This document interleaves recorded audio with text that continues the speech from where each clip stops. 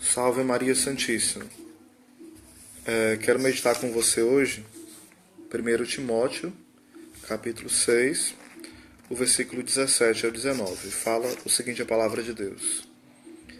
Aos ricos deste mundo, recomenda que não sejam altivos, nem ponham a sua esperança na incerteza da riqueza enganadora, mas em Deus, que nos dá com abundância todas as coisas para delas usarmos, que pratiquem o bem, que se enriqueçam de boas obras, que sejam generosos e liberais, acumulando para o futuro um excelente tesouro para alcançarem a vida verdadeira. Irmãos, diante dessa palavra de Deus que está em Timóteo, primeiro ponto, aos ricos deste mundo. Ou seja, a palavra de Deus, ela chacoalha a nós. A nós que muitas vezes somos ricos, não materialmente falando, mas ricos de tantas coisas que nos pesam. Às vezes são coisas boas, mas que começam a pesar porque nós nos apegamos. Nos apegamos à nossa inteligência, nos apegamos ao trabalho, nos apegamos às pessoas. Ou seja, há tanta superabundância de bens. O Senhor nos deu muito. Mas Ele quer nos ensinar e Ele quer em nós, não tirando a nossa liberdade, é claro, nos indicar o caminho de como administrar, de como servir o irmão, de como servir a Ele mesmo, a Deus, da forma mais santa possível. Mas o Senhor também adverte aqueles ricos materiais que colocam toda a sua confiança no dinheiro. Vai falar São Francisco, né, que o dinheiro, no caso quando ele é um apego, é como se ele fosse um cocô do capeta. É uma forma figurada de falar da podridão que é o dinheiro quando nós olhamos para ele em si mesmo. O dinheiro, os bens materiais, os dons que nós temos, os talentos, devem ser uma oportunidade riquíssima de partilharmos e aquele bem ter um sentido de eternidade. Não é que nós estamos comprando um terreno no céu. Não é que nós estamos fazendo uma troca com Deus. Não. Nós estamos dando, pela graça de Deus, em Deus, o sentido de eternidade às coisas que passam. Não idolatrando essas coisas, mas usando-as como meios. Exemplo, o Evangelho fala que nós podemos, aquele que ajuda um profeta porque ele é profeta, não deixará de receber a recompensa de profeta. E vai falar também que aquele que dá água a um dos pequeninos do Senhor não ficará sem a recompensa. Ou seja, o copo d'água, o copo com água, é água passageiro, mas a partilha que é feita daquele copo de água é um ato que, unido ao mistério de amor de Cristo, aquilo é salvífico. Não é que a água, não é que o copo de vidro ou de madeira, seja lá de que for, salve alguém. Mas é minha pobre oferta unida à oferta de Cristo. É interessante que, quando Jesus Cristo está crucificado, Ele nos ensina algo muito profundo em relação aos bens materiais. Primeiro, que nós não podemos estar apegados. Por isso os pés de Jesus não estão no chão. Ele não é deste mundo. O seu reino não é deste mundo. Porque se fosse como ele mesmo falou, ele mandaria os anjos e destruiria todos ali. Não haveria ninguém que pudesse contê-lo. Mas também, quando ele está crucificado, ele ainda não está com o seu corpo, no sentido concreto da palavra, na eternidade. Embora a oferta esteja ligada à eternidade. Então, ele está entre o céu e entre a terra. Ele é o mediador, o pontífice, aquele que liga o céu e a terra, pelo seu ato de compaixão. É isso que deve acontecer com um cristão. ele não é apegado aos bens desse mundo, sejam eles materiais, sejam eles bens morais, sejam até as obras de Deus. Ele não é apegado. Mas ele ainda não está no céu. Ele ainda está na luta, ele está se ofertando. Ele nem está com os pés enraizados neste mundo, nem está com o corpo inteiro no céu. Ele está suspenso. Ele é, em Cristo, essa profecia de que o nosso lugar é o céu. Ou seja, o homem crucificado. O homem que não confia nos seus bens. Né? E é interessante que vai falar o seguinte, vamos lá. Aos ricos deste mundo, recomenda que não sejam altivos, nem ponham a sua esperança na incerteza da riqueza enganadora, mas em Deus, que nos dá com abundância todas as coisas. Em outra tradução fala que provê para delas usarmos, ou seja, que é a providência de Deus. O que é? Não é apenas porque Deus vai me dar algo, não, é porque Deus se dá a nós. E se dá por inteiro. A providência, a gente poderia dizer que são os atos de amor que Deus tem por nós a cada instante da nossa vida. De uma forma bem simples, a gente poderia falar assim. Quando nós respiramos, é providência de Deus. Quando nós servimos, é providência de Deus. Quando nós nos arrependemos, é providência de Deus. Porque tudo dele provém. Ele é o provedor. É dele a origem de todo o bem. Ele é a própria bondade. Então, ele é aquele que provê tudo.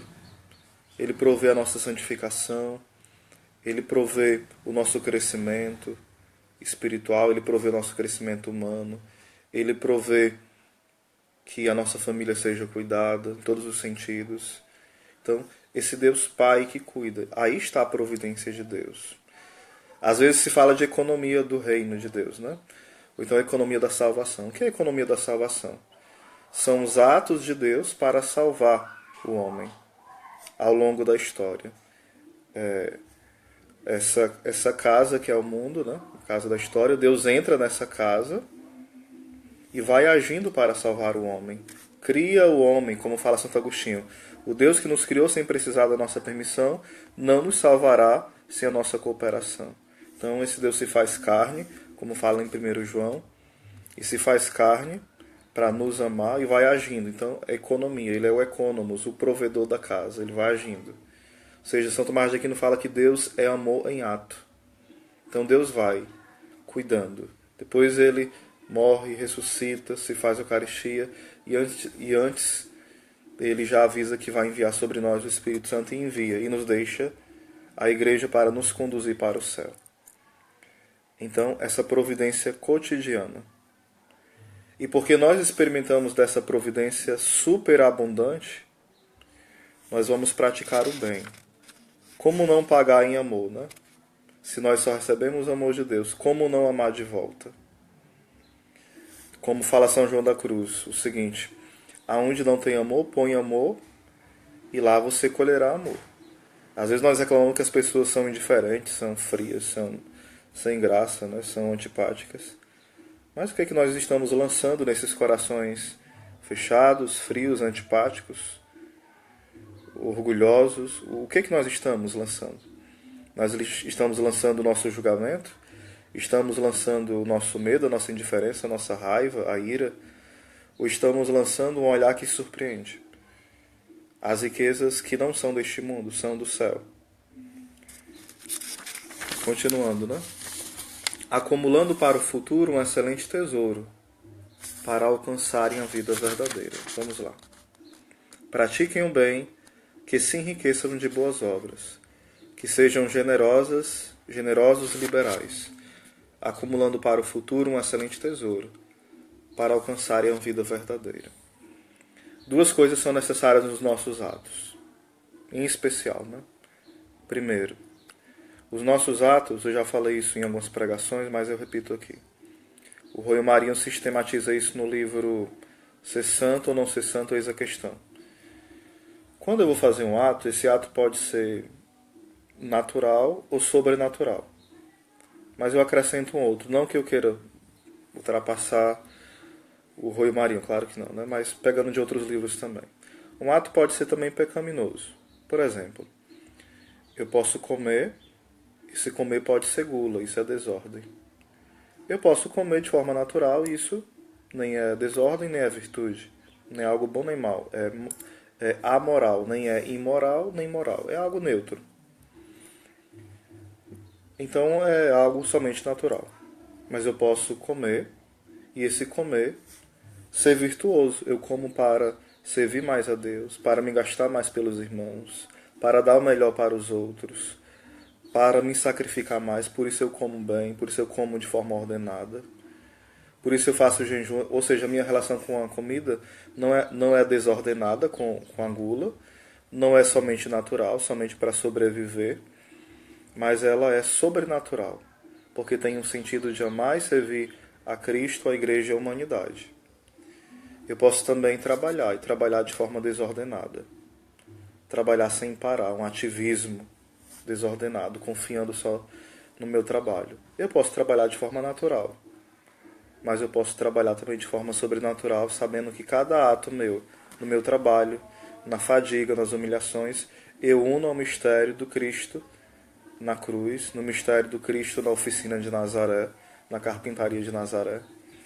Ou seja, eu vou unindo. Por isso, esses atos vão sendo atos, para um futuro excelente e um tesouro excelente, para a vida verdadeira. Não é mais a vida bios, que é só a biológica, mas a vida zoé, a vida eterna. A gente geralmente fala, né? O maior dom nosso é a vida. Sim, mas a vida eterna, não somente essa vida. Essa vida ela é passageira. Ela deve ser um trampolim, ela deve ser uma oportunidade de nós irmos para o céu. Se a gente gasta a nossa vida toda só pensando nesta vida, então, sem dúvida é terrível, né? Abraçando aí o Ronier Pinheiro, na churrascaria Ponto do Carneiro, em Pacajus. Então, que Deus abençoe a todos aí da churrascaria Ponto do Carneiro. Aquele abraço, Deus abençoe vocês, viu? Shalom do Pai, é aqui mesmo em Pacajus. Se liguem no Clube da Paz, tá bom? A gente vai mandar uns alô pra você, alô pra você durante segunda, terça. Vocês só comunicam que estão ouvindo. A gente manda um alô aí para vocês que estão na sintonia. Um abraço. Clube da Paz, fazendo 6 anos em agosto.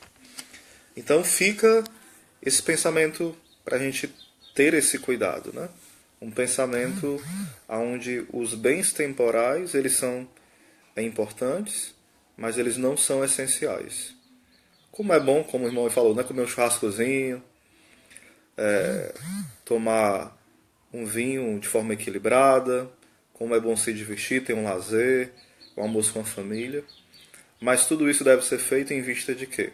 De algo que não passa. Às vezes alguém fala assim, eu estou com emprego, eu estou com a família, eu estou com saúde, mas me falta algo. Esse algo se chama Deus. Não é algo, é alguém.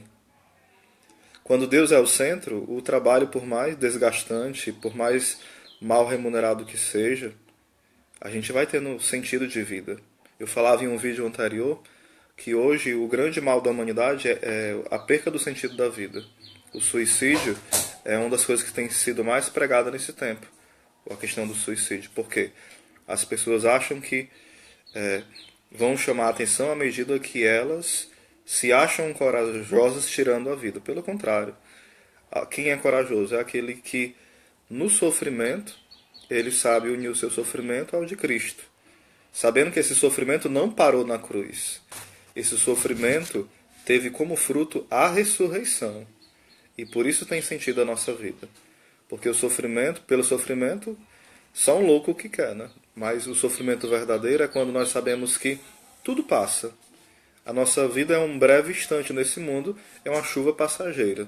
Mas algo maior nos espera, como fala São Paulo, né? De nada são os sofrimentos desse mundo comparado à glória futura. Um abraço para todos, Deus abençoe.